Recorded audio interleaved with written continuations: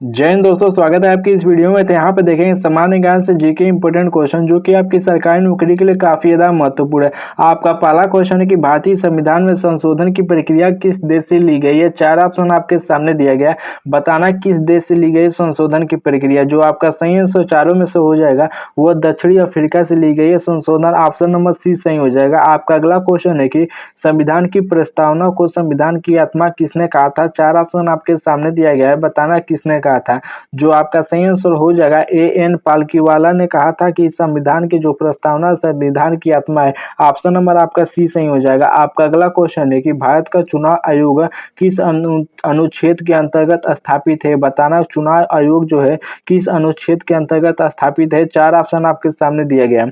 जो आपका सही आंसर हो जाएगा 324 अनुच्छेद। ऑप्शन नंबर बी सही हो जाएगा। आपका अगला क्वेश्चन है कि मौलिक कर्तव्यों को किस संशोधन द्वारा जोड़ा गया था। चार ऑप्शन आपके सामने दिया गया, बताना किस संशोधन द्वारा जोड़ा गया था। जो आपका सही आंसर हो जाएगा 42वां संशोधन द्वारा जोड़ा गया था। ऑप्शन नंबर आपका बी सही हो जाएगा। आपका अगला क्वेश्चन है कि राज्यसभा के उपराष्ट्रपति का चुनाव कौन करता है। तो बताना कि राज्यसभा के उपराष्ट्रपति का चुनाव कौन करता है। चार ऑप्शन आपके सामने दिया गया है।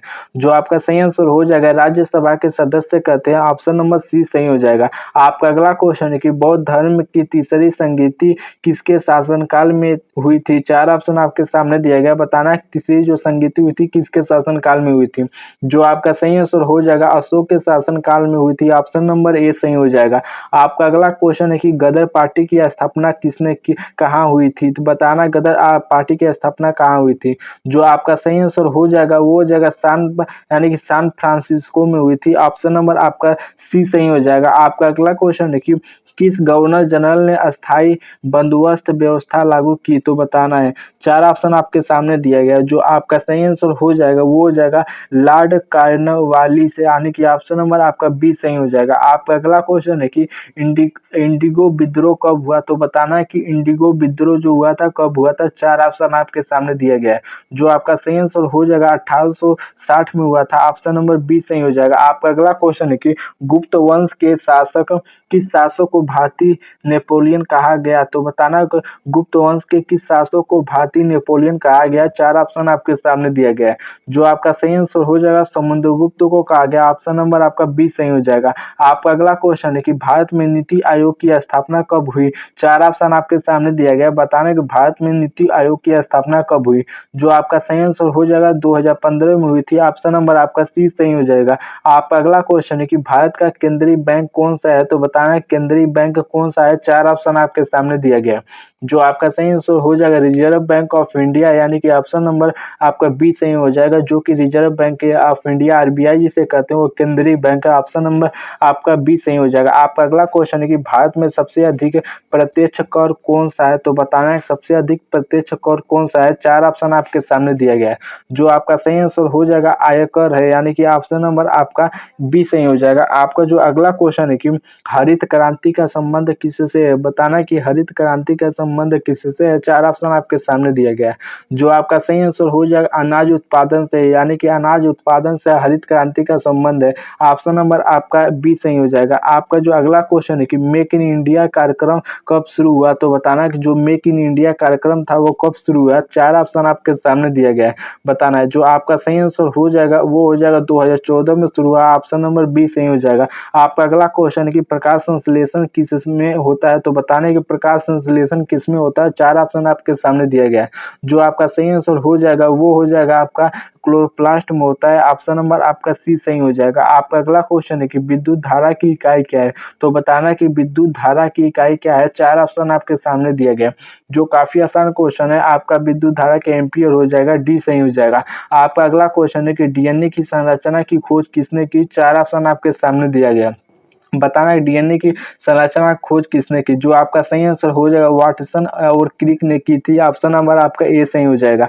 आपका अगला क्वेश्चन है कि हिग्स यानी कि बोसांग कण को किस नाम से जाना जाता है? चार ऑप्शन आपके सामने दिया गया है, बताना है। आपका जो सही आंसर हो जाएगा वो हो जाएगा गॉड पार्टिकल, यानी कि ऑप्शन नंबर आपका ए सही हो जाएगा। आपका अगला क्वेश्चन है कि कौन सा ग्रह अपनी ध्रुव पर सबसे तेज घूमता है? चार ऑप्शन आपके सामने दिया गया है, बताना है कौन सा ग्रह अपने ध्रुव पर सबसे तेज दौड़ घूमता है। जो आपका सही आंसर हो जाएगा बृहस्पति घूमता है सबसे तेज अपने ध्रुव पर, ऑप्शन नंबर ए सही हो जाएगा।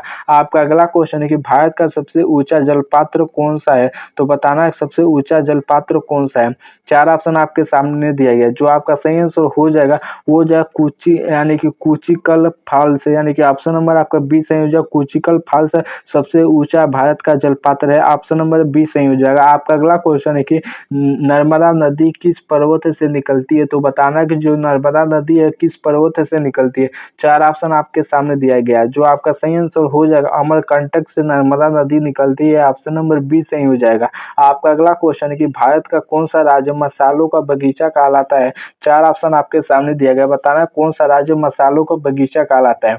जो आपका सही आंसर हो जाएगा केरल कहलाता है, ऑप्शन नंबर सी सही हो जाएगा। आपका जो अगला क्वेश्चन है कि भारत का सबसे अधिक चाय उत्पादन कौन सा राज्य करता है? चार ऑप्शन आपके सामने दिया गया है, बताना है चाय उत्पादन कौन सा राज्य करता है। जो आपका सही आंसर हो जाएगा असम कहता है, ऑप्शन नंबर ए सही हो जाएगा। आपका अगला क्वेश्चन है कि कर्क रेखा भारत के कितने राज्यों से गुजरती है? चार ऑप्शन आपके सामने दिया गया है, बताना कितने राज्यों से गुजरती है। जो आपका सही आंसर हो जाएगा 9 राज्यों से गुजरती है, ऑप्शन नंबर डी सही हो जाएगा।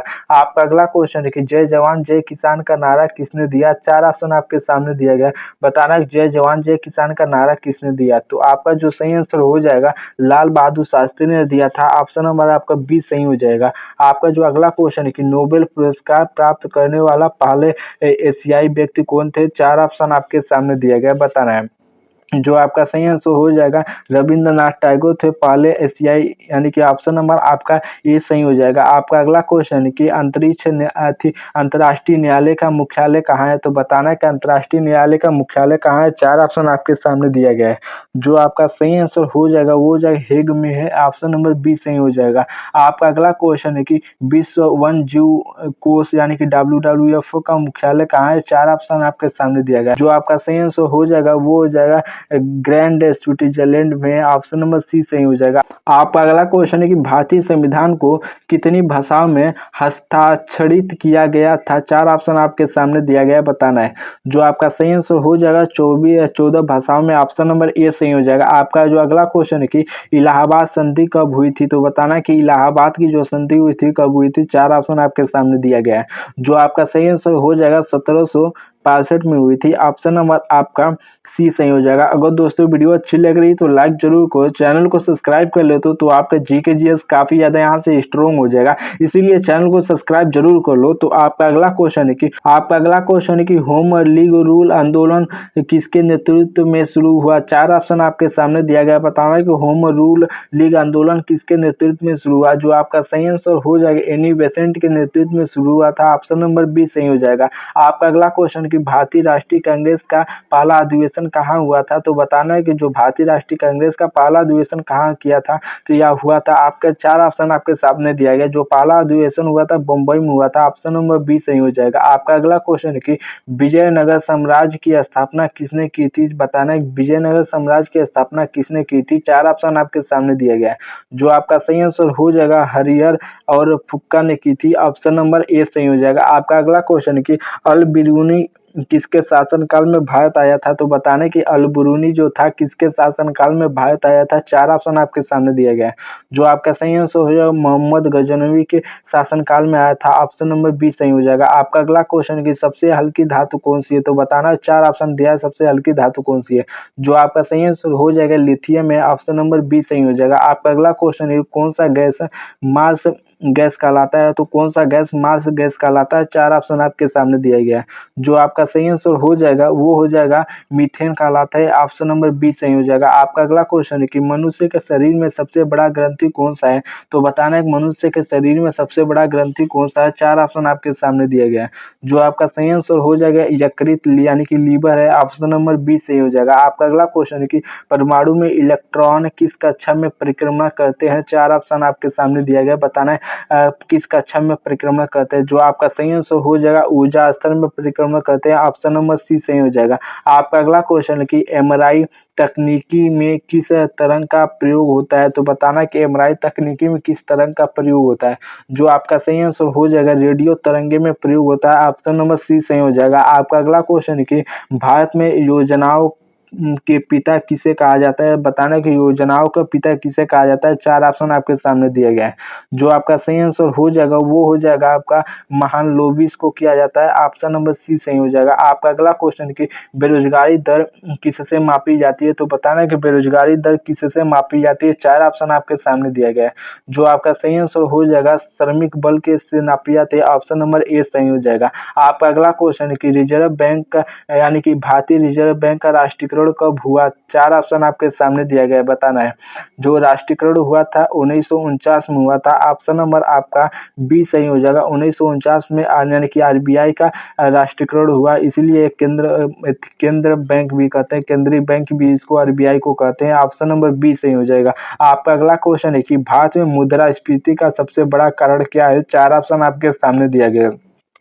बताना है कि मुद्रास्फीति का सबसे बड़ा कारण क्या है? तो आपको जो मुद्रास्फीति का थोड़ा-सा डिटेल बताया, मुद्रास्फीति जब होता है तो यानी कि जो हमारी मुद्रा का प्राइस होता है उसका घटता है, यानी कि मुद्रा का प्राइस घटता है जब मुद्रास्फीति होता है।